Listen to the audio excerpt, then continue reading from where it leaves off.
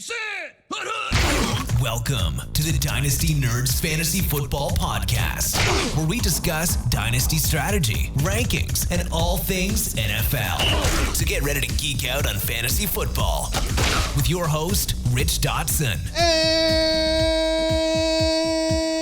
And welcome to the Dynasty Nerds Fantasy Football Podcast. I'm Rich Dotson. He's Matt O'Hara. Hey. It's Garrett Price. How's it going? And we are entering week 11 of the Dynasty Fantasy Football season. That's right, folks. Most people only have 4 more weeks to play. But in Dynasty, a lot of parity. A lot of teams sitting there probably at like 5-5, 6-4, knocking on the door. All us rebuilders, if not all of us, but like those teams that are rebuilding, at the bottom going, oh yeah, who am I getting, right? And the top, like, dude, this is it. I'm getting closer to the ship. What trades can I make? So still in that hefty trade season. Can I say a little something? I'm going to confess a little something here. Okay. I watched that really crappy Thursday night game this week. Okay, and nice. Then I woke up and watched the overseas game, wherever that was, Germany, right? Right, And, right. Watched Jonathan Taylor run wild on me. Bonkers. I completely lost a game because The of that where I overseas needed game to win. was fantastic. It was a good game. And then I watched the Browns game this week. And after that, I lost my appetite for football. I couldn't force myself to watch the afternoon games or the late night games or even the Monday night games this week. I was just If you have YouTube TV, you could. You didn't miss much. I heard the Monday night game was another clunker. But Another clunker. yeah, it was just so I'm gonna. There's gonna be some point if we talk about games this week. There's gonna be some points where I have questions because I haven't watched. I didn't watch a lot. There? I just couldn't do it after the Browns game. After that disgusting game, I just couldn't do it. It was disgusting, but in a good way. Well, Because our pick got a lot better. It did. It did get a lot better. There's a part of me that's disgusted and throws up like, dude, how do we lose to the Jets? Actually, I know how. Just again, it was a stat again. Like I talked to somebody about this. Like when the Browns, we were on a Monday show. Yeah, we were talking the Browns about always literally. If you look up all these things where teams have never lost, if there's a 99% chance you're going to win, Browns always find that 1%. Like even this week, there's a stat coming from Rich Samini said since 1950, teams had been 225-0 when holding opponents to 175 or fewer yards and not turn the ball over. The Browns were the first team to lose in that span. Sounds about right. Anytime there's a 99% chance they're going to win, they always lose. It's the most miraculous thing. I mean, those odds are ever. even worse than that. That's what, like 99.7%? Oh my gosh. Yeah, it's always. I've seen it. It is what it is. I can't stand it. But so is our life. But you're right. As a Browns fan, at this point, I was like, if we're losing the Jets, I just want to lose to everybody. Get me Fernando Mendoza. Give me Ty Simpson. Yep. I want one of those guys to ruin their careers too. So I just want to see another quarterback fall to the death rows, or we'll get rid of him, we'll trade him for a handy Andy, and then he'll go on and win a Super Bowl somewhere. So I mean, where are we? Oh my gosh, the coaching carousel, right? I mean, that's already started to turn. Brian a little Dable's bit. gone, Yeah, another one. Callahan was already gone. Right, bites the dust. So this again, poor Brian Dable, who has a team they trade away all their good players, McKinney, Saquon, their offensive lineman. Like, here you go, win with this shit. And he was from all reports. Dart was his guy. Like he was the one going to bat for Dart. I read that he wanted to take Dart at 3. Yeah, and they said no. They're taking Abdul Carter, and he convinced them to trade back into the first to get Dart. Wild on these streets of the NFL, man. It's a cutthroat business. And he was the Josh Allen guy. And he was doing the same thing with this kid. Dart looks really good. So but dude, hey, I'd love to have him as an OC. Just like in Dynasty, Ditto. you got to Can we win. sign him up right now? Like whatever we got going on ain't working, man. Yeah. Make him our OC. Yeah, good luck with that. But yeah, you got to win. Like same thing in Dynasty. Your team could look good on paper. You could have a stacked roster. If you don't win the ship, it doesn't really matter. If you count wins as like, hey man, I came in second for this many times in a row, and I I'm up money. That's cool. But like in life, money's not everything. Yeah. It's about love and championships, and I love championships. Oh, and family and friends. And gyros, we talked about that too. Gyros. Last week we too. talked about gyros. Yeah. So, outside of that, nothing matters. Okay? Money doesn't matter. It's just about ships. And that's what we're trying to get here. So, with 4 weeks left, there's still time to make trades. Still time. We talked on the show with on the Monday show. Like I just made a Jagger? trade where some people might think it was bad, but I got my 27 firsts back, and I got Harold Fannin, 1 QB, non-super flex. I'm about to enter a rebuild, so I really wanted my 27 firsts back. I gave up Josh Jacobs and George Kittle. You know, like 2 very solid players. But hey, I know where I'm about to enter. Like at this point of the year. Are those guys worth more than a first round draft pick? Yes, probably. But you got what you wanted. They got what they wanted. Sometimes that's how trades are. That's how they end up actually being. And if a first round pick is, 9, 10, 11, that's a lot different than it being a top 2 to 3 type pick. It's going to be a top 3 pick in 2027, and I feel really good about that. All of a sudden, if that turns into Jeremiah Smith, Cam Coleman, whoever the top quarterback ends up being, like. And in 2027, you got to look at, like, okay, so talk about those kind of trades. Like, in 2027, when I use that pick, where's Josh Jacobs and George Kittle be worth? George Kittle's going to be 34 years old. Josh Jacobs will be 29 years old. And it's I say that out loud because I want to say that to the audience. Like, we talk about it easy. It's easy to say sometimes, like, when you're about to enter a rebuild and things on those lines, like, it's okay to, like, lose trades in the public eye. Right? Like if you put on X, you put in a Discord channel, like, oh, dude, you lost that trade a lot. But it's not about winning trades and losing trades. You don't want to give up, like you don't want to take dirt, right? You don't want to get bent over, no lube. And you want to be as fair as possible. But like, how do you make your team better? That's where we're at this point of the year. And we're running out of time. And sometimes it's about maximizing value. You know what I mean? If your league, if no one is biting on these guys, their value is only going to go down. Sometimes you just got to get out and get as much as you can. And that's the reality of the situation. Mm-hmm. You see it in a vacuum, it looks terrible.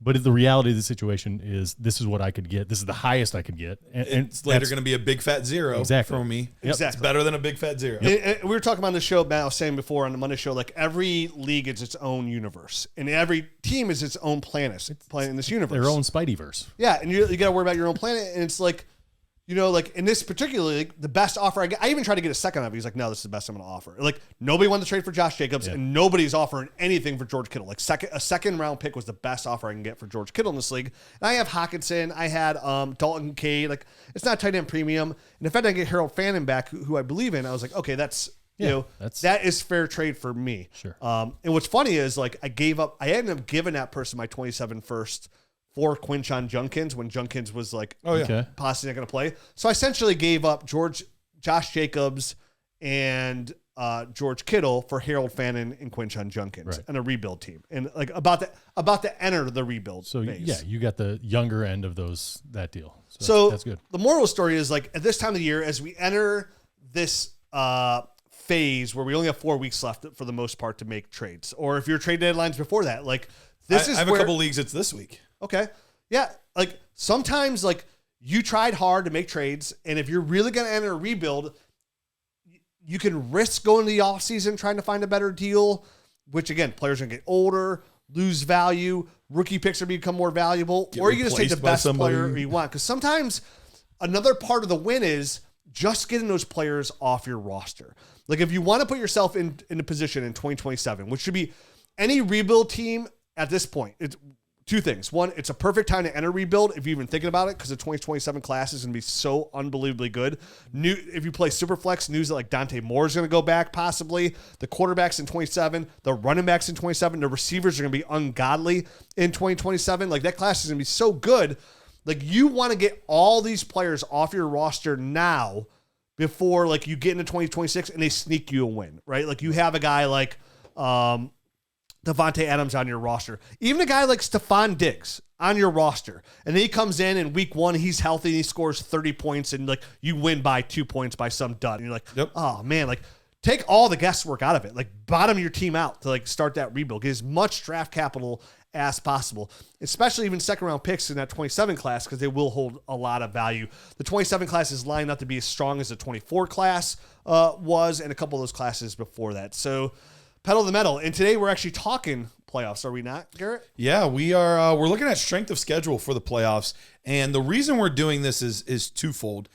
One, I think it's good to kind of have an idea of, hey, where are these matchups going to line up? What teams are going to have a more favorable? What ones are going to be a little more difficult?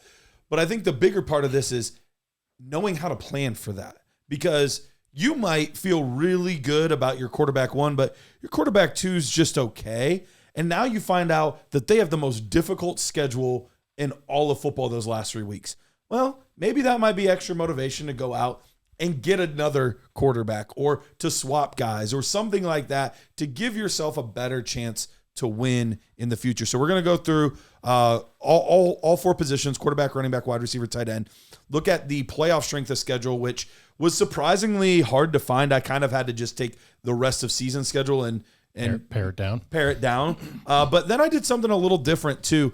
I've never seen anyone do this before, and not that it makes a huge difference, but strength of schedule is very different if you have a bye. And so I also formulated, what's the strength of schedule for the bye teams? Because there's some teams that have a really tough week 15 game, but their week 16 and 17 are easy. So those might be better targets if you are a bye team versus if you have to play this guy in that first week and you're like, well, shoot, I'm not going to make it past the first round because this guy's got such a tough matchup. Yeah, you always want to go both ways through the playoffs. And the bye, I saw somebody put it out there today, a tweet. Like, it's literally you have, if you get a first round bye, and I apologize for not remembering who tweeted out or what the exact stat was, but like, I think it was like 25 to 35% chance better to like win the ship. Makes sense. If you had the first round bye, which, yeah, it does make sense because it's 50-50. I mean, how many times have you, like we talked about it, like your team is like most in points, but you missed a bye for some reason, for such a stupid reason, because your points for were the most, but your points against was the most. And then you get eliminated first round of playoffs because you go against Alvin Kamara and he scores 6 touchdowns. You know, like the Christmas game and the championship game, which cost me a championship. Son of a bitchness. So, yeah, we're going to go. I mean, or if you went against Jonathan Taylor or Devon Achane or Jahmyr Gibbs this past week. Or if you're Jared and went against all 3. All 3. Whoa. This is my team. Little menage a 3 of sexiness going on right there. That's a lot of points getting laid out here. It's like getting. I mean, this guy single-handedly won you the game. Like, you didn't even have to start anyone else. No, literally points-wise, had I not started any other players and I would have just started those 3, I would have won. Yeah. Crazy. I wish I could brag like that. But, you know, so we're going to go through this strength of schedule. Garrett kind of talk this out. Each position, what teams look really good, what teams don't when it comes from an opponent standpoint. The easiest path to points. Yeah, so let's start at the quarterback position here. And strength of schedule for quarterback here, there's nobody that just has a truly layup schedule the entire time where it's like we only have top 10 games, like easiest. So there's all of them have at least one wart on their resume.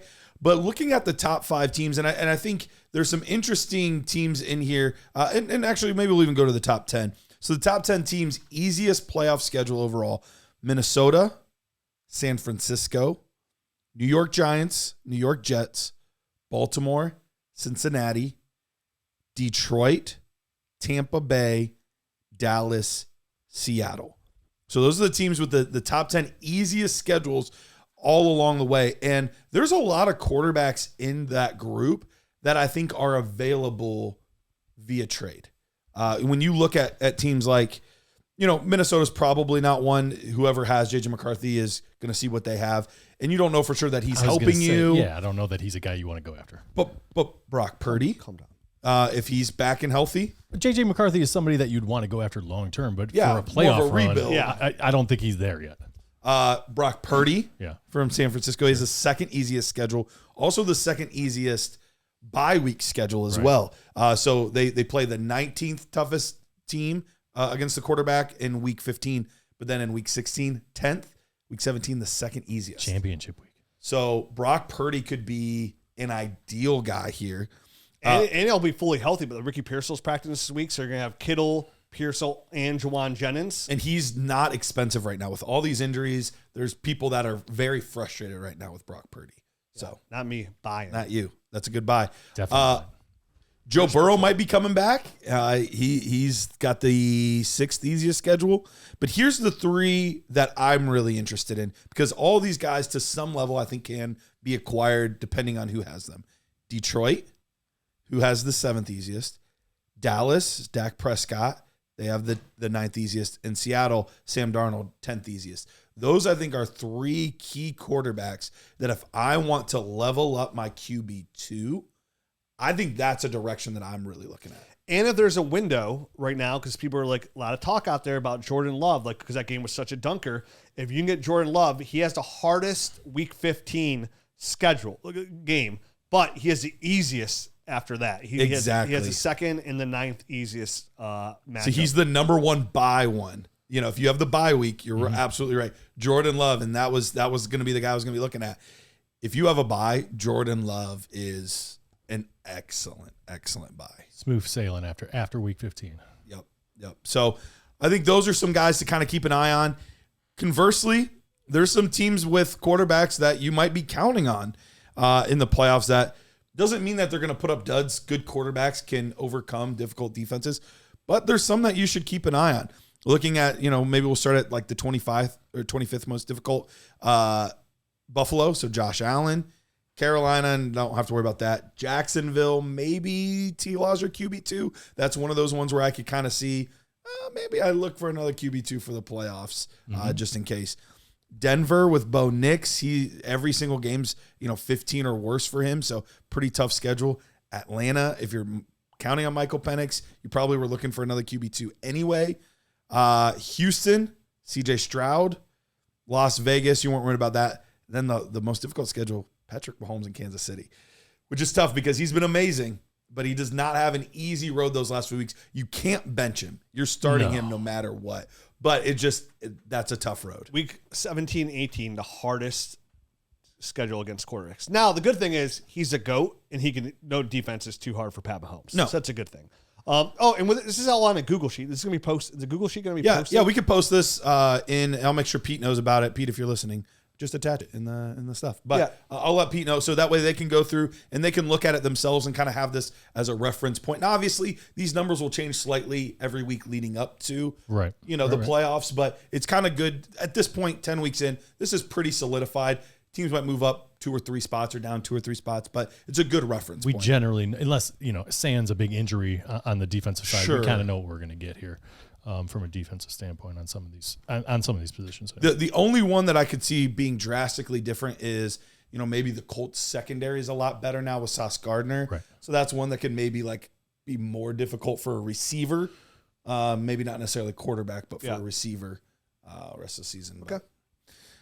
All right, let's move on to the running back position. Running back wise, we're looking at some of the easiest schedules, and it's a lot of the young guns. Yes, it is. A lot of the young guns get some pretty easy schedules here to start off. Las Vegas, New England, 2 easiest schedules for Ashton Genty and Travion Henderson. My son has both of those running backs on his team this year. Does he? Yeah. I'm going to let him know about this one. Washington, Chris Rodriguez. So seriously, right now, almost free. Washington's got the 3rd easiest running back schedule for the playoffs. Ja'Cory Krosky's merits carries have gone down every single week, scoring under 5 points back-to-back weeks. Chris Rodriguez is somebody you go out there and trade for, probably if you're a contender for maybe 2/3, but maybe say worst case you had to give up a late second, right? And you want a little bit of running back depth. If Chris Rodriguez is the guy, which it kind of looks like he is kind of the guy right now, right? They made him captain this past week.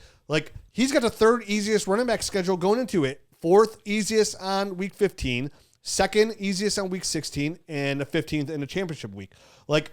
There might be a player or a couple thirds or something you could throw at this player to get a guy like Chris. I say a couple thirds. I don't know how if Chris Rodriguez is on a team not making the playoffs, you can't get him for a 3rd round pick. Right. Yeah. He honestly, if I'm in a rebuild and somebody just offers me 1/3, I'm probably listen, he's not okay. You're getting something for a player that's not going to have any value next year. They don't have their running back of the future on their roster right now.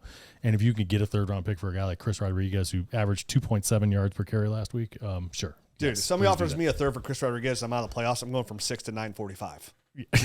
Because that's the best you can do for a 3rd round pick. I'm not full blown excited, but I'm happy to be here. You know what I mean? Things are tingling. So that's a good offer. But again, this is the kind of information you would never think as a contender just at and listen. Sometimes we've said this 1,000 times where people want to go out and make those big trades.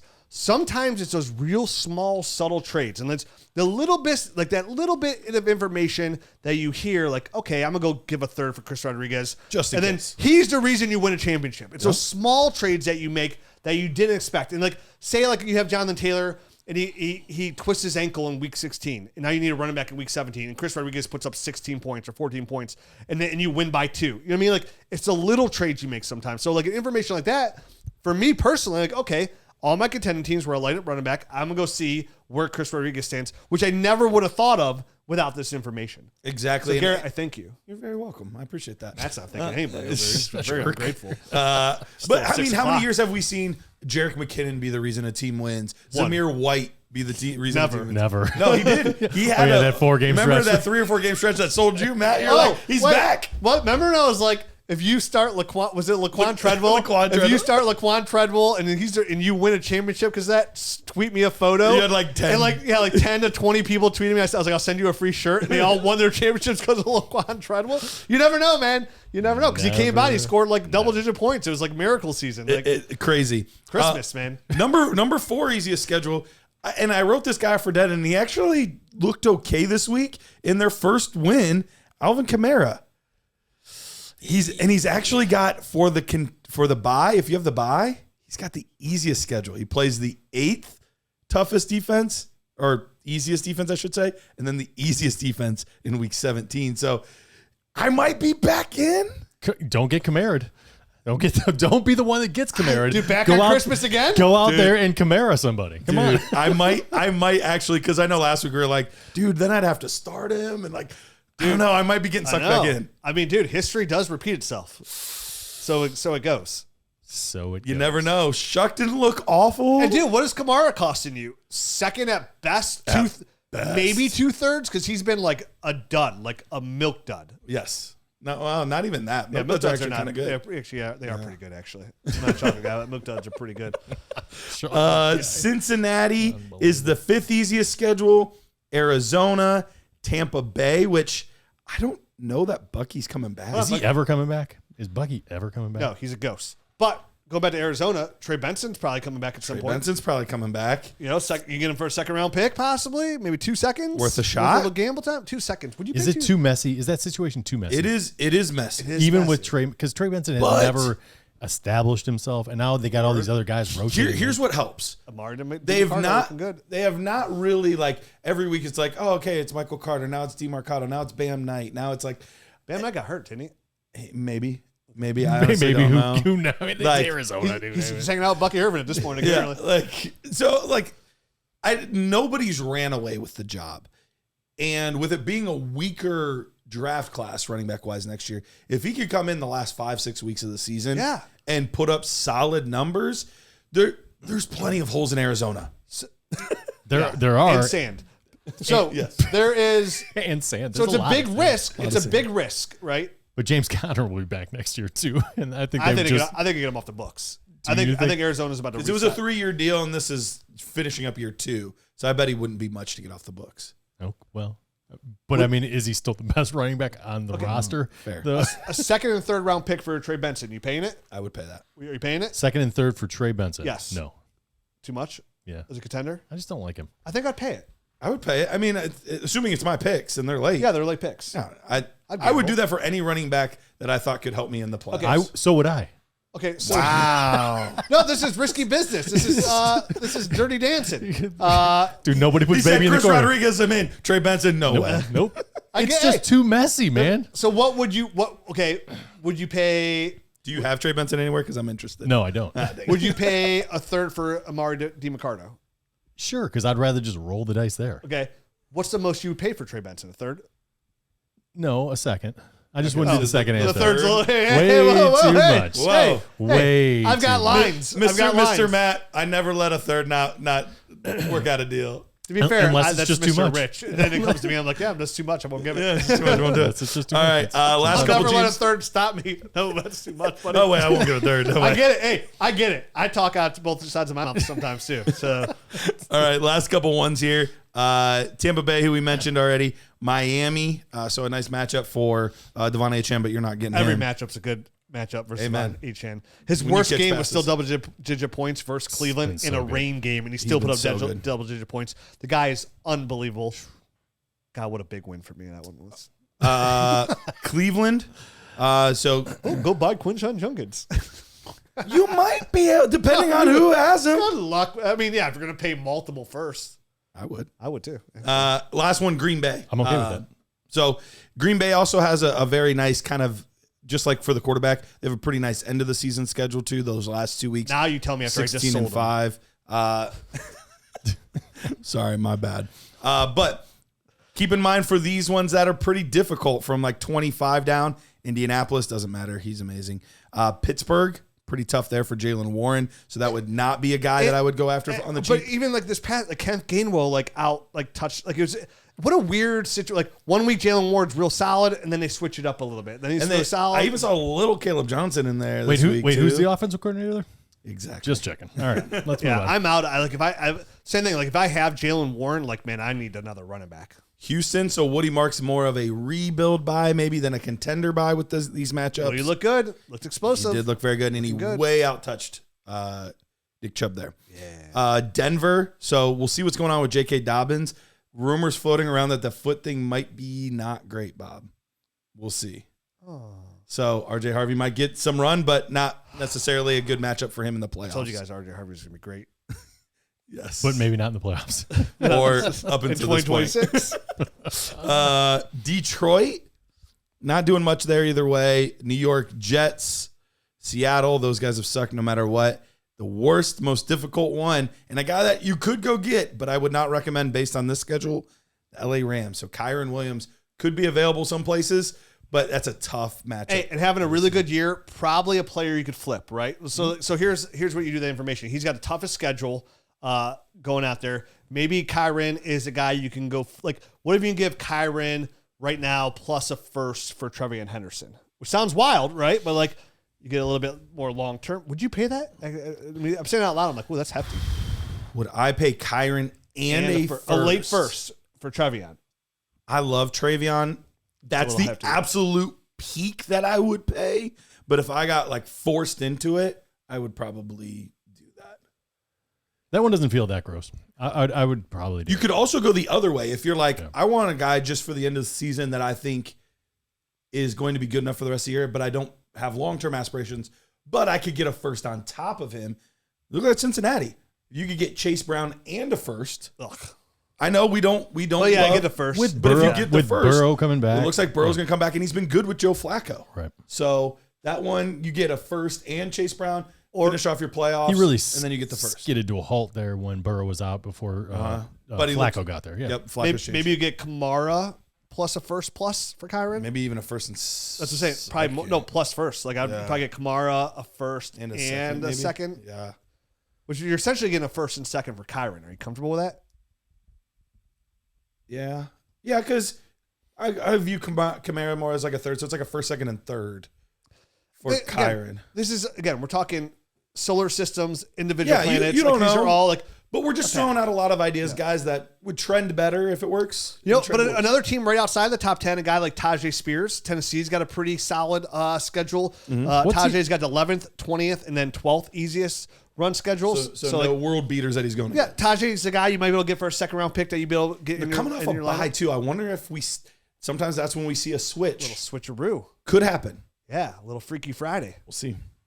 What has he been doing? Because he was starting to flash a little bit, but had he produced it all? I haven't He's still flat. On tape, that's the thing with Tyjae. On tape, he looks good. And on a per touch basis, he's been pretty good. But it's still like 10 touches, 11 touches, like not enough to like really get into the rhythm of the game. Yeah, like a good weekend, you want to increase your touches. You want to increase those touches. That's how you have a better weekend. Yep. So we'll see. But on the football field. But then it was a rough week just for the Titans in general. And then this week was a bye. So we haven't really heard from him much recently. That's what in my brain I was like, I don't remember hearing anything. But that makes more sense. All right. Yeah. Hey, Nerd Herd, want to tell you about a show that we've been doing live on YouTube where we go over your teams and we talk about how to fix your broken roster. It's called Roster Rescue. We do it live every single Monday at noon Eastern time. And if you want to get a part of that, just head to our Dynasty Nerds homepage, go under the store tab, and you'll find Roster Rescue right there. Perfect opportunity to get your rosters in shape before the season or even in the middle of the season to make sure that you can win a championship. All right, let's move on to the wide receiver position.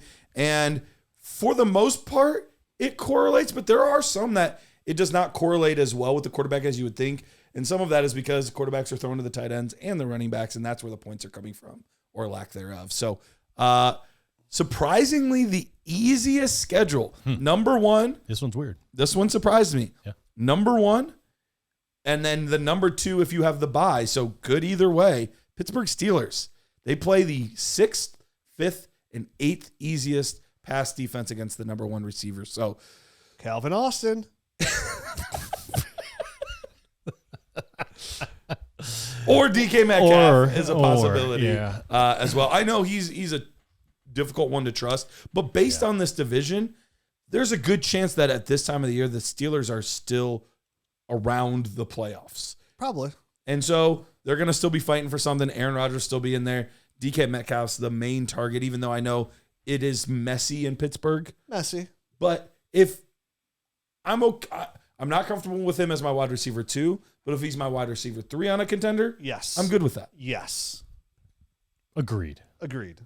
Confirmed. Agreed. Concur. Agree. I should have concurred. Aligned. I should. Symbiotic. I give you my covenant. All right. Next up, Minnesota plays the easiest, then the 21st, so a little bit tougher in the middle there, then the 5th easiest. So I mean, it'd be sweet if the quarterback get the ball to Justin Jefferson. That'd be cool. It would be cool. They've had a not aligned, not aligned, a disconnect. They don't concur on a lot of do things. not concur. There's not a lot of concur. don't work. San Francisco, LA Rams, Baltimore. Who are we looking at San Francisco? Ricky Pearsall, right? I baby. mean, Pearsall by probably. then, Juwan Jennings has gotten better and looked better every I think he's getting healthier. Yeah, he's getting healthier. Yeah, so, I mean, if you can buy It's a Juwan cheap one. Jennings for a second, great buy right now. Likely a free agent next year, get paid somewhere, so get But end up somewhere else. Do you trust him with Pearsall coming back? I do. How about you throw on top of it the possibility, the outside chance that Brandon Ayuk will be back as well? I am not Brandon Ayuk tore all 3 ligaments in his knee, and it was way worse. They said It's not report trending. Just came out. It's not trending. looking good. Yeah, it's not trending in the right direction. I'm just saying with the outside chance of that happening. Yeah. So no, okay, you're not worried about that. Yeah, Brandon Ayuk scares me as much as like a 5-year-old showing up in a Pippi Longstockings costume on Halloween. Like That could be scary depending on the makeup. yeah, you're right. Those braids sticking out the way they do, coming at in a dark alleyway. Yeah. Things that are supposed to be sweet and childish in a dark Yeah, you way really changed my can mind. get really creepy. That can get creepy. Yeah, you're right. Never mind. That could be, but again, possibly scary. That's how much it scared me. So it could. Or you can start laughing. In the right lighting, it could be freaking. Like, is that Chucky? Yeah. Yeah. Oh, it's Pippi Longstockings. No, it's Pippi This is way Longstockings. better. We're good. Those aren't knives. Those are braids. Oh, phew. It's Wendy from Wendy's. So Baltimore, Zay Flowers, he's been weird this year because he's been opposite of typical Zay Flowers, where it's like 30-point game, 2-point game, 28-point game, 5-point game. He's actually been, for the most part, very consistent this year. A lot of those 10 to 14-point games where he's not won you your week, but he's not been bad either. So he's kind of been the antithesis of what we've typically gotten out of him.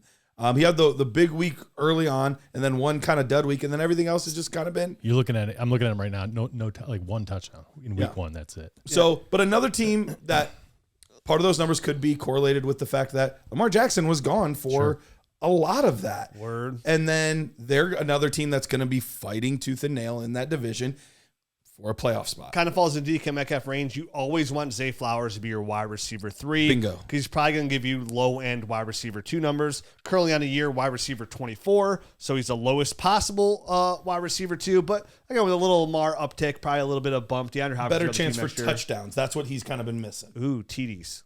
Yep. Yeah, Want those TDs. Rich's favorite. Big fan. Big fan personally. That's not your thing. Cool. I like winning. New England, Chicago, Cincinnati, Green Bay, Buffalo. So another one that kind of sticks out to me of those last teams there, Stephon Diggs, another one that shouldn't be super hard to acquire. Great buy. Yep. I think great buy for a playoff run.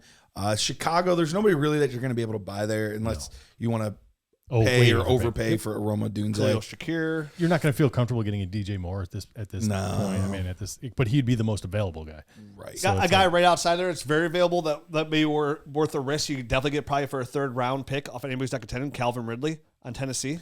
Just in case he bounces back. The 11th ranked schedule. Yeah. Yeah. I mean, that way, Cam Ward's deep into the season, so he's got a little bit more experience. Yeah. He's the vet here. He's got the 10th, 11th easiest schedule. He's on record pace, right, for like losing the most yards on a through sacks as a rookie. Is he really? Yes, I didn't know dude, that. it's bad. He's a big fine woman backing that thing up. He's going the wrong way. Yeah, Man. wrong way, fool. That's hilarious. But yeah, Calvin Ridley, somebody unbelievably cheap. He might have already set the record. I can't remember. I cannot remember if he's on pace or he set the record. Hey, rush a little bit forward. Go for it. Go forward. Move forward, my son. All right, who's got the worst schedules? All right, so let's go on to the worst schedules here. We have, starting at 25, working our way down, Atlanta. It's got a pretty tough schedule. Detroit, pretty tough schedule. Jacksonville, which Not they're Parker going Washington. to... No, not Parker. Listen, Not Jacoby. Listen, I'm starting Parker Washington this week over A.J. Brown, and I don't even care. Dude, Can't blame you. over 24% target share the last 3 weeks. Yeah. Scoring. He's looked Or great. 4 weeks. Is it 4 weeks? He is an enigma because he's great on punt returns. He's now getting a chance, and he's actually doing some things and looking good. He looks like a playmaker. Dude. I had a pretty good nerd score on him. Yeah. And he just didn't get drafted highly, and he's had to work his way up. But it looks similar to the Khalil Shakir kind of ascension. Yeah. And Matt's saying he's an enigma. Travis Hunter at this point is an out-igba because he's out for the year. So, yeah, dude. This guy's out. He's an out-igba. Brian Hunter, who knows when he's coming back? He's not a Muka Puka. Puka. That's what I was trying to remember, too. I was flipping it. Dude, how I can was you like, forget? a Some things Mecca just and naturally Nakula? come No, that's not together. it. Puka. Puka. What a name. God, I wish I could have another kid. That'd be their name. Puka Dotson.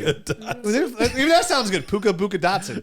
Puka O'Hara. Like it all goes. It works with everybody. Puka Price. Like it all works for everything. Done and done. Hey, the wherever perfect you're name. listening right now, stop and say your Puka. What's your last name? Puka Callahan. I don't know. It all works. I mean, maybe not that. not that butchering of the name. Last couple teams, Miami. So keep an eye on Jalen Waddle. And Miami tends to always Nosedive. dip Yep. during this time of year. Just call it nosedive. That's what they do. Denver. So Cortland Sutton's not been playing well, but Troy Franklin's been playing pretty decent. Keep an eye on that. Houston. Sorry about that. Feel the vibrations. Last one, Vegas. There's really no Nobody there. wide receivers there for that to matter. So let's move on to the last grouping here before we switch gears into our wide receiver discussion, our wide receiver data discussion. It's a very data-driven show today. Data show. Yeah. Playoff strength of schedule for tight end. First team, the easiest schedule. Couldn't matter less. Miami Dolphins. Well, Hey, Greg Dulcich got a little bit more. He got 4 targets this week. Caught 1. Yeah, I'm not interested. Yeah. He's on your waiver wire. Check it out. I mean, you might as well grab him. Dude, if For Greg sure. Dulcich is on your waiver wire, Yeah, I agree with I know that. we're laughing here, but if they got the easiest tight end schedule. You say Jalen Waddle's getting up. They got nobody else to throw the football to. What if Greg Dulcich at some point? Remember that one little streak? I mean, Darren Waller did play well. He looked- I his won a injury? championship with Greg Dulcich's rookie year. Say something now about him. Done. Gray haired, Greg. What was Darren Waller's injury? Because I can't remember. His Age. face. Is it possible that he comes back? That's the only reason. Rap career. I don't know. I don't remember. He's on IR. All right, so if he makes it back, he Yes, could be he's relevant. interesting, but I would still And definitely be. I would need him yeah. to prove it a week first that he's like fully healthy and he's worked back into the offense before I would. But trust him. he could be had It's not- cheap if he was to make it back. For sure. I'm not saying start Greg Dulcich, but if he's You're on not- your waiver wire, not which is a saying very that. possibility in certain leagues, he has the easiest tight end schedule of all fantasy. It's true. It's It is worth true. a whistle. It's the best I can do. I'm not a whistler. All right. I'm not going to whistle into the mic. We don't need to hear 3 crappy whistles I in a can. row. My whistle was Thank you great. so much. Dallas Cowboys, second easiest schedule. Ferguson, potentially. Can't separate, but can score. There you go. New England, he's always the break glass in case of emergency guy, and Hunter Henry. Hunter Hurst Henry. Yep. You just make it happen. New York Jets, so Mason Taylor, if they rise have of anyone Mason. to throw it to I'm it.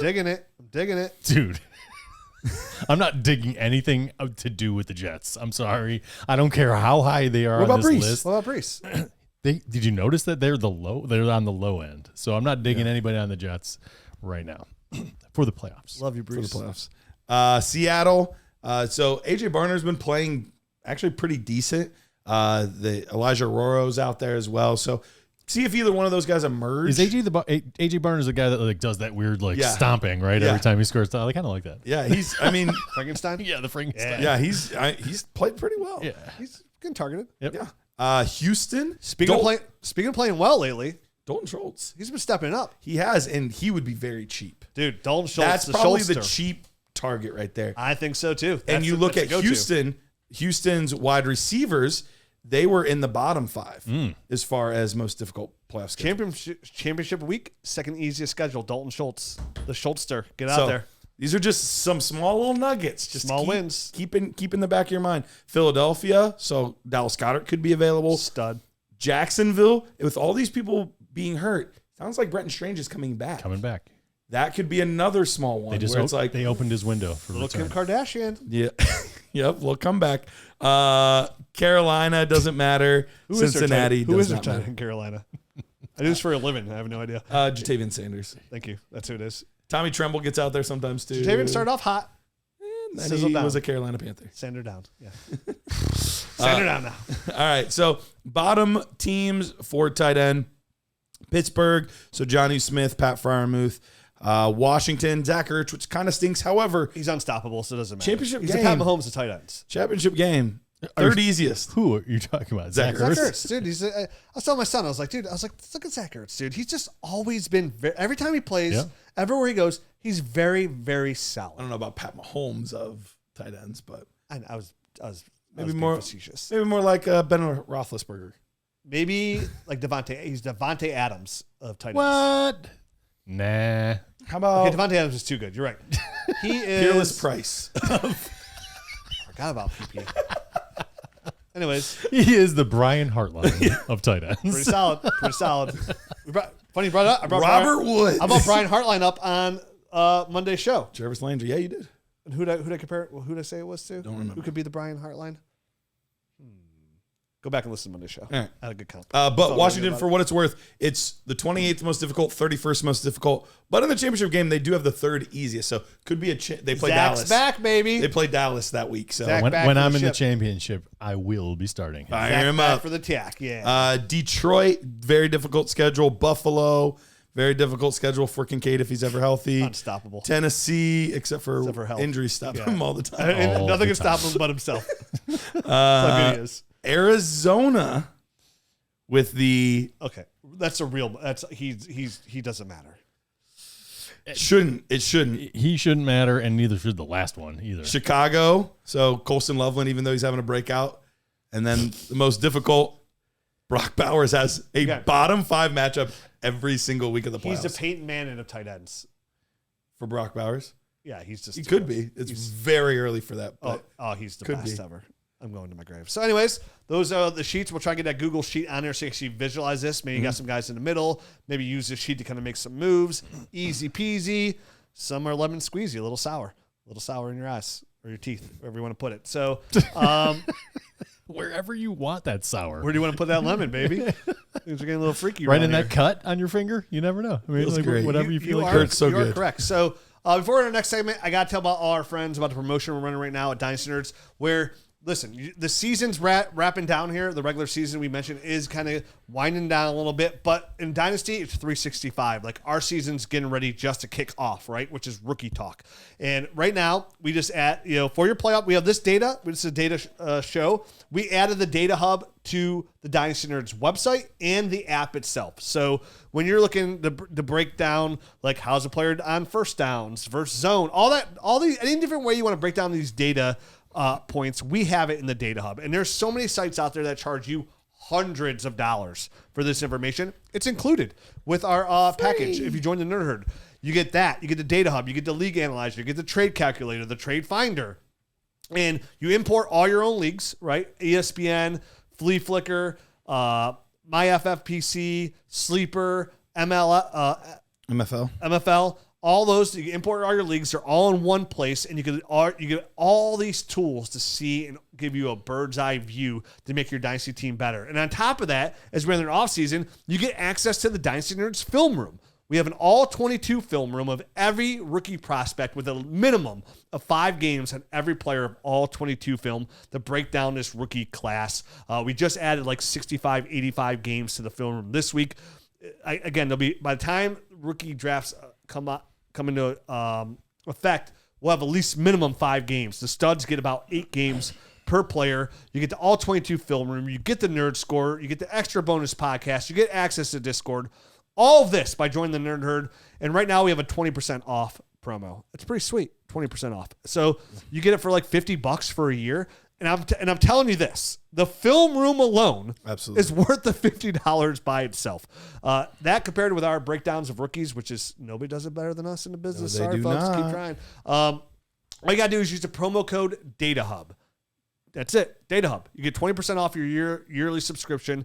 Get in there. Check it out. Give it a chance.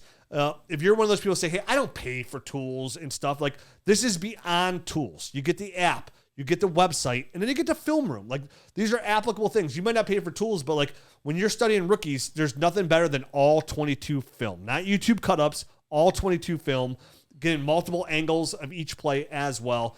Get in there, give it a shot, and see if the Nerd Herd makes your Dynasty experience that much better. Use the promo code DataHub. Check it out, and we're going to, 365 days from now, you're going to be like, hey, I'm re-upping because my Dynasty team is significantly better with the information I got. Smoochy Boochies.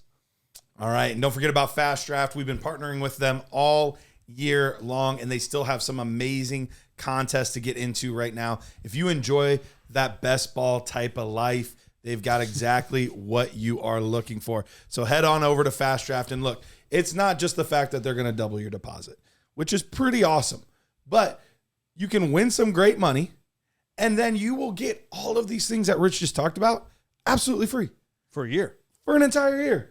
All you have to do is use promo code NERDS. And look, even if you're out there today and you're like, well, I already have it. I'm a huge fan of you guys. What's for me if I sign up for this? Thank you so much. Yeah, we appreciate it, first of all. But all 3 of us wearing Dynasty Nerds t-shirts right now. Look at You that. can get one of these t-shirts absolutely free. Or use that $25. You're like, I already have 17 Dynasty Nerd shirts, but I could use a hoodie. I could use a hat. I could use some undies. Whatever it is, you can use that and put that money towards it. So use promo code NERDS, FastDraft app today. And I gotta say, when I was picking up my Dynasty Nerd shirt, because I have 30 different colors, I always flip flop like the original black with our original logo. It's always my favorite. But like today, I literally said it. I was like, I'm kind of really coming around like this all white shirt. Like, Classic. I'm really coming around to the white shirt. I like too. the white. Yeah, me too. It's all white. At one point, the cranberry was really high on the list. The Jets shirt is I'm a big fan of the Jets one. It's good. The Buffalo because it's just red, white, and blue. Perfect for 4th of July, America's birthday. Right. Very, very patriotic. It's really good. My least favorite one is the purple one, the Ravens, and the black and gold one. Those are my least favorites personally. Just some The personal black and preference. gold is your least favorite. That's one of my favorites, actually. I mean, it's hard for me to I like represent the here in Saints. Yeah, Cleveland. I like the Saints. Yep. Love the color. Black and yellow. I Oh, apologize. black very and different. yellow. Yeah, that is Black very and yellow is way different than hard black to and gold. represent here. To be fair, I love the color scheme. Love it. Looks great. Just hard for me to. Sport it. Yeah, it's. That makes sense. Yeah, black and gold and black and yellow, different. I just don't like to be jeered publicly. I mean, I was looking at a flannel today online, just shopping, wherever you do. I'm not going to say the store, and it was black and yellow. You said hard pass. I was like, can't do it. I was like, I love it. Looks great. Can't do it. Big fan of the color scheme. Yeah, not Big gonna fan. do it. Can't do it. Yeah. It's a great thought. City Wouldn't be uniting prudent. like that. Yeah. Very cool. Yeah. Wish we would have thought of it. Product of your environment. Yep. Is what it is. I didn't ask for this. Trust me. Yeah, I no. would ask for anything but this. We have 3 different color schemes here, and So- none of them look good together. Somebody quote tweeted Whoa, you. what are you talking about? Oh, wait, combined together? Yeah, combined. Oh, Yeah, so you cannot put the those. tribe, cannot. red, white, and blue. I was gonna say the Can't orange go and wrong. the orange and brown are really they clash with almost every other color scheme. Yep. I know, but I'm a big fan of it. Somebody quoted you, Rich, underneath one of our shows, whichever one you said it, I don't remember, but they were like, "God took away the Browns, but they gave me Dynasty Nerds." Oh, but, I just said it in the show, didn't I? Yeah. Somebody quoted that? Yeah, he's like, God took away my Browns, but he gave me Dynasty Nerds. Thank you, I guess. I needed something. I don't know what to say about that. There's a line of song that says, sometimes love don't feel like it should. There you go. Just make it hurt so good. All right, let's get into some wide receiver data points here. And I was digging around in the fantasy points data suite there that they have. That is shout out to Fantasy Data Points, best informational website out there. Pretty fantastic. And there were some one-off metrics that are not your traditional, like, hey, guys with targets tend to be pretty good. Like, yeah, we know that. I wanted to try to get some of the advanced metrics. Are they showing us something different? Like, and are there some outliers that we should say, like, hey, let's look at this whole group. Oh, this is a bunch of really good players, but we don't value these couple guys as high as the rest of the group. Should we be? So let's start off with targets inside the 20, not just regular targets. These are high value targets. Very high value targets. Targets inside the 20. I'm going to leave out two names. It's the number 3 guy and the number 12 guy, and then I'll bring them up at the end. But listen to the rest of this list. Number 1 in targets inside the 20, Devontae Adams, Amon-Ra St. Brown, Jamar Chase, Keenan Allen, Nico Collins, Justin Jefferson, Drake London, Ladd McConkey, George Pickens, Marvin Harrison Jr., Stephon Diggs, Deebo Samuel, Emeka Buka, Tet McMillan. That is a list of almost every one of the best wide receivers in football. Yep. The who's who this year, right? Here's the number 3 guy, and we can talk about him a little bit. And here's the number 12 guy.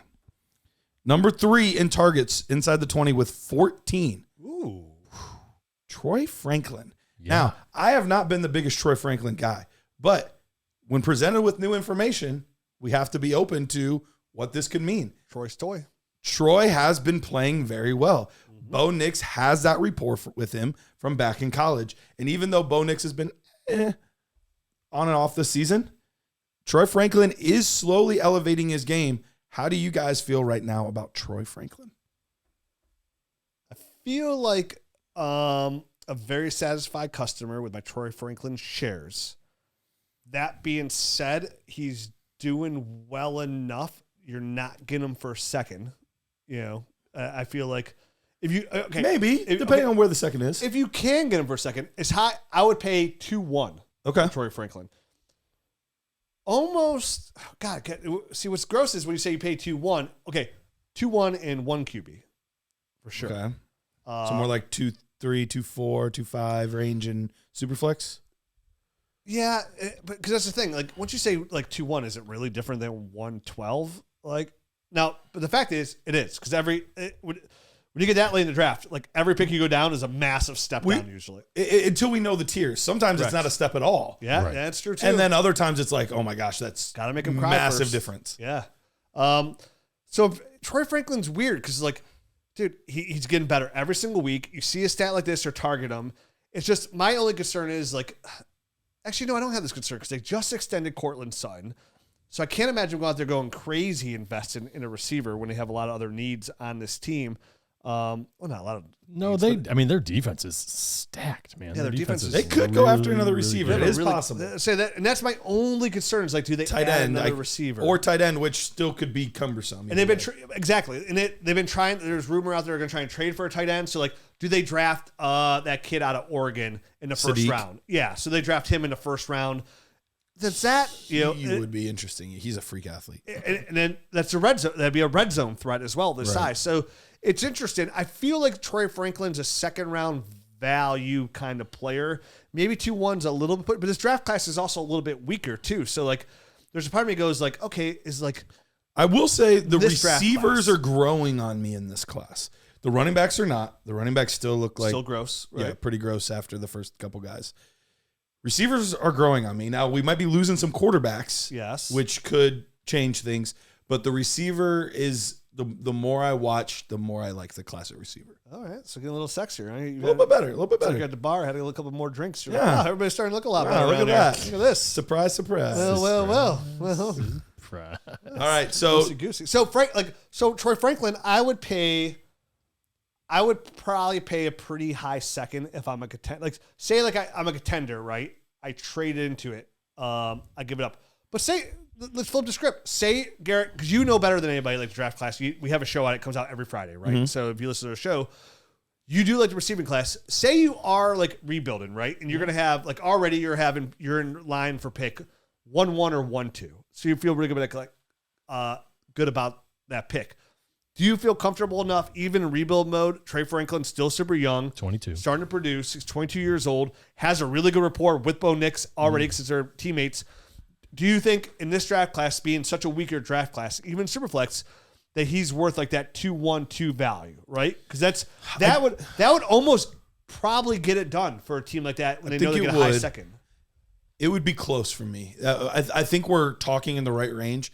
If I was a bigger Troy Franklin truther, I could easily see me saying yes. Yes. I've been very on him. So I think that's where it's hard for me. But I think the value point you've set is the correct value area. Somewhere in that 2-1 to 2-4 type of range, okay, I think is a fine spot, especially considering we're at least already seeing it. The trickiest part is you mentioned as a contender, and I think that's the part that I'm like in my head trying to think, like, look at these past 6 weeks.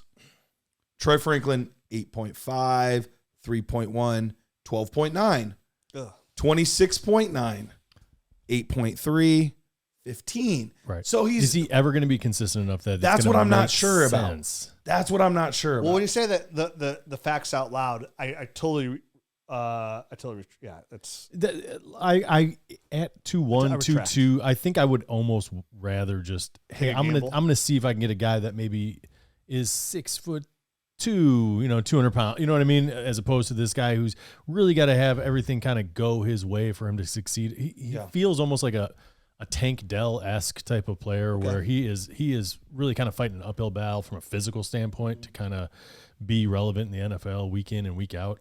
Not that he can't overcome and do it, but there's just so many hurdles, extra hurdles. Targets are legit. I had no idea that was his stat lines for the last. I thought they were significantly better than that. Yeah, he's had like 2 really solid games, but other than that, it's been in week 2 he had 24 points, but all season he's only averaging 11.9. It makes sense because the Denver offense has been down the past game a lot lately, so it does make for some reason in my head I thought Trey Franklin. I'm probably thinking of what's his face out there in Tampa Bay. Oh, Tyjae Johnson. Tyjae Johnson. That's who he's actually been really pretty solid the past few weeks. Yeah. So value on Troy Franklin probably late. Say if you're a contender, late second. So I think I'm comfortable even in the mid-second. Mid-second range? I think I'm comfortable. Mid to late, I'm cool. Early, I would rather just kind of get a guy with better physical traits. Yeah, find a tight end there, tight end value. Yeah, and it's not like, listen, here's his targets in week 7 through 10, or week 7 he had 10, and then 8, then 10, then 9, but that only turned into 3, 6, 4, and 5 catches. So I think that's kind of where Thanks, Bo. Where does the rubber meet the road with this guy? That is the weird part about Troy Franklin's game and Bo Nix's game. Bo Nix really struggles to throw the ball downfield. Troy Franklin's best downfield. And so I think that's where this marriage is a little weird, even though they've played together before. That's the tricky part about those two. It's like Pac-Man marrying a ghost. It's like, dude, what's going on here? This doesn't make sense. Yeah, and like, what if I eat a cherry? What happens? Yeah. Could get weird. Good. This could get weird, man. The other guy that's on this list, like I said, it's star-studded list.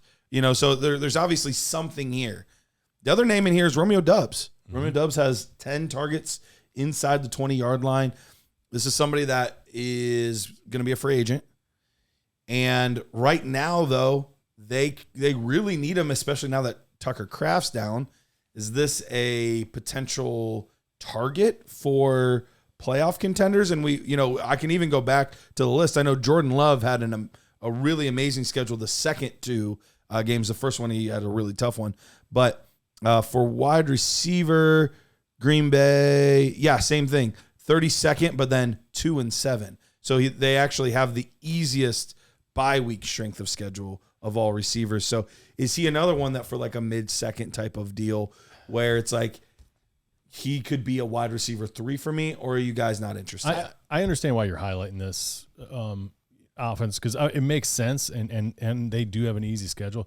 I just don't know I can trust anybody in this wide receiver core in the playoffs week to week. It's great. He's getting a bunch of targets. These guys, they're dropping passes left and right. The offense is out of sync. They spread the ball around so much that he could be off this list in 3 weeks, and it wouldn't shock me because he just doesn't get the targets. So he's got a little bit better, but it looks similar to a Troy Franklin. He's averaging 11.7 points total per game. 8.8, 11.8, 4.5, 29.8, 10.5, 13.2, 9.4, 16.1, 1.5. Right. Yeah, I mean, Christian Watson's back now, Yep. too. And they really do rotate it. Like, even this past game, like, Dontavian Wicks saw the most targets with 8, and then it was Josh Jacobs And he only with 6. caught 4 of them. Yeah. You know what I mean? Like it's And they're utilizing Josh Jacobs more than ever in the passing game. He had the second most targets. Then it was Bo Melton. Then it was Christian Watson and Romeo Doubs, right? Like, it's just, they really spread the ball around. Is Bo too Melton much. on offense or defense? Because they said they're switching to defense, and now he's getting targets on offense. Like, He had 5 targets. it's ridiculous. Yeah, it's for weird. me, Romeo Doubs is not on my list of doing anything with. Okay. I think the only thing that would be nice about Romeo Doubs getting him, like you mentioned, he is a free agent. Maybe there's a spike in NFL free agency. He signs a deal where he's getting like $12 million a year. People are like, wow, Romeo Doubs is in a good spot, and I can get a second round pick for him. Then I gave up a third, but like, he does not interest me at all. Matt, how much time do we have? Because I have 2 more points that we can get through, but I know. We're right at an hour. Okay. All right. Let's run through these last 2. We're not going to spend a ton of time on them. Sprint, bitch. Yeah. Fantasy points per route run. That was rude. I apologize. Fantasy points per route run. So this is how often these guys are scoring on each and every route. So top of the list is going to make a lot of sense. JSN, Puka Nacua, Amon-Ra St. Brown, Drake London, Jalen Waddle, Tyreek Hill, who's hurt. Number 7, we've got Luther Burden. Yeah, there's a few guys that you're like, oh, Okay. he hasn't done it yet, but hey. Yeah, keep an eye on when that. you throw him the ball. Yeah, maybe they get some more route. Devontae participation. Adams, Yep. Stephon Diggs, Emeka Buka, Malik Neighbors, Michael Pittman Jr. all make sense. This one's kind of surprising, and I don't think there's anything we can do with it because he's not going to play much. Right. But DeAndre Hopkins, I think that tells the story of he's not running a lot of routes, and when he does, he's effective. Yeah. I mean, he always has been. And they throw him too. When he does make a catch, the one catch, sometimes it's in the end zone. It's a touchdown. Yeah. Right. DK Metcalf, Debo Samuel, Demario Douglas, interesting name, Khalil Shakir, Zay Flowers, Romo Dunze, Kayshawn Booty. What that tells me more than anything is that's Drake May. Yeah. no Like kidding. that's Drake May with Booty and Pop Douglas being on there, and Stephon Diggs. All 3 of those guys, 3 guys in your offense have the most fantasy points per yards per route run or points per route run. That's a Drake. 3 May guys. stat. Yeah, 3 guys in the top 20. He's distributing. He's doing a good job. They got a good rotation clearly in that wide receiver core as well. If they're all kind of getting evenly dispersed there. Yeah, so I think Luther Burden's probably the biggest takeaway for I me. think so. Yeah. And all those. A guy that is trending in the right direction. They want to get him the ball more. If you're in a league where, guys aren't paying close attention to the non-point totals. Right. He's the beacon out of this group for sure. Because all the other ones really make sense. Yeah. He's the one that's like, hey, if this guy gets a chance, he's really doing some things with every route that he's running. If somebody wants to reset, they took him in the second round. You could offer, like, he goes back to that, I think now 100% when I was talking about the Troy Franklin 2-1, 2-2 range. Yes, that's the Luther, one that I would be That's willing when, to do. and honestly, with how weak this class is, like, he went in the second. He maybe went in that range. Say you have 2-1, 2-2. He's a really good target. Give up 2-1 and 3-1 for. Yep. Is what I would do. Yep, I would have zero issue doing that. So the person recoups the second, and they get the third on top. They're both high picks. It's a weaker draft class. The odds of your 3-1 hitting are going to be under 7% as a rosterable player even. So I would go ahead and rather gamble on the talent of Luther Burden in this offense with Caleb And anyone Williams that and Ben Johnson. gambled on him, do you think they're going to be willing? Because, I mean, I was not a guy that was gambling at all on Luther Burden. I just didn't think he had too much knucklehead on tape. Yeah. That I and wasn't we've seen Adonai Mitchell go the wrong way, but Sure. it now looks like Luther Burden's going going the the right right way. way. Right. He has totally kind of But, dispelled and all if you that. like them, again, I'm not saying I would necessarily. I think Would you, think that's would you with do this draft class, would you I do a second, 2-1 and then a second in 27? No. Okay. I would not.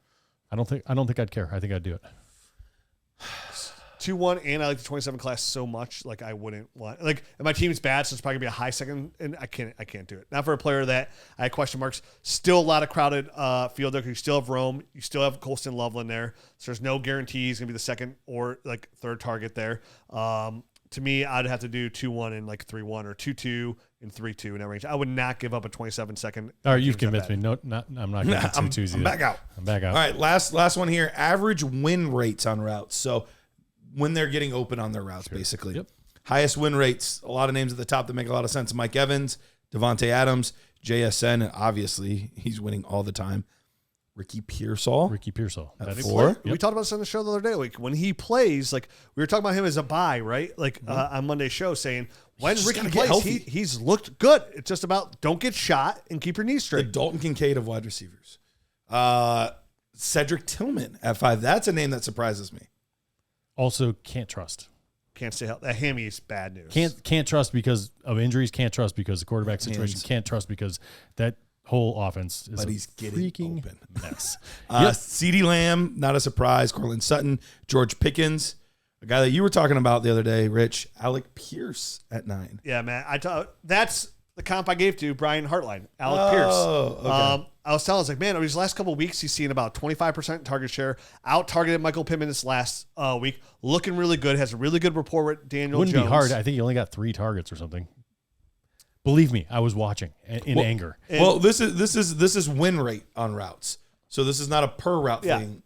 But Alec Pierce, I'm just talking about this past week's game. Not targets. I said there's a Over chance there that he in get Germany. extended there in Indianapolis. They gave away Adonai Mitchell to move on there. And this could be one of those person where like Alec Pierce could turn into like a low-end wide receiver 2, high-end wide receiver 3, only for like a short 2 to 3 year window. But like for that price tag, it could be something you put in your wide receiver 3 spot or flex spot and feel really good about the way he's winning. He's a nice receiver. It's gotten better every single year and has really refined his game to come into a really good, solid NFL receiver. He's finally got himself a quarterback that can get him the ball, which I think has been lacking the past couple of years. Rest of the top 16 guys, Amon-Ra St. Brown, Tyreek Hill, Puka Nacua, all names you wouldn't be surprised about. Rashad Bateman's a little surprising, although he was always a good route runner. So it doesn't surprise me that he's winning. He's just not enough targets. Zay Flowers, similar thing. Dontavian Wicks, and then Jamar Chase. Well, Dontavian Wicks is a really good route runner and fast to get open. He has trouble catching the football. Can't catch the He football. can't catch. Yep. Yeah, he wins. Like he can get open, but so can Jerry Jeudy. So, anyway. Is there a more depressing person to watch play football than Jerry Jeudy? Dylan Gabriel. Yeah, well. Browns offense. Which is why I couldn't even watch All the football persons. the rest of the day on Sunday. I consumed that game and went, that's it, I'm done. All right. Like I turned football back on, I gagged. So Couldn't do it. the big takeaways from these stats, keep an eye on guys like Troy Franklin, Romeo Doubs, Luther Burden, Ricky Pearsall, Alec Pierce. Those are some names that are standing out in metrics that could be interesting. By Ricky Pearsall is the biggest thing I took away. There you go. I'd That's give what up. Rich took away. I would give up as a contender. Coming to draft, I'd give up a late first for Ricky. If I'm a contender, in late first, I mean pick 9 through 12. Like I'm making the playoffs, he's about to come back, and I want to gamble on a receiver. I am giving a first for Ricky Pearsall today, 100%. Not that this guy just popped in my brain. What if, because I'm constantly looking for somebody that's better than AJ Brown for my playoff run. Would you would you give up like an AJ Brown for a Ricky Pearsall if for whatever reason the person was like, I'm kind of sick of all these injuries. Do I get plus on top? Nope. Straight up. Word up. And You get Pearsall Do you want to love me am I forever? entering a rebuild? Like as a contender? as a contender. Yeah. No, I can't try. I need AJ Brown to be on the field. Even though Ricky's coming back, he can get shot tomorrow, and I don't even know what's going on. So like, until he can show consistency of staying away from bullets, I know it's a knee injury this time. He's only been shot You the know one what the time. best thing? I always remember this. I'll never forget it. The best thing about consistency is Anthony Richardson was the good one and Jamar Chase was the bad one. Bad one. That's the best part about it. Yeah. consistency, baby. It kind of is the best. We'll be back tomorrow because we do offer a lot of consistency. We're here every single week. 51 weeks a year because we do take off between Christmas and New Year's Eve. Yeah. We're here. Consistency. Dynasty Nerds. 14 years and counting? Mm-hmm. Is that where we're at? That sounds I right. don't think we've missed a week, have we? Have we been doing this 14 years? No, I think it's like 10 years. 10, 11 years. It was You guys did the 2014. 10th anniversary thing last year Yeah. with. Oh, yeah. So we're going to 11 year years. 11 years. I don't see. I thought you were saying since 2014. Sorry, I thought that's what you were referencing. I don't know. Yeah. But That's for a long time. That's where the 14 came in. Yeah. Since 2014. We're here every single week. People know me at this point. And guess what? I'm not going anywhere. I got nothing else going on. Adios.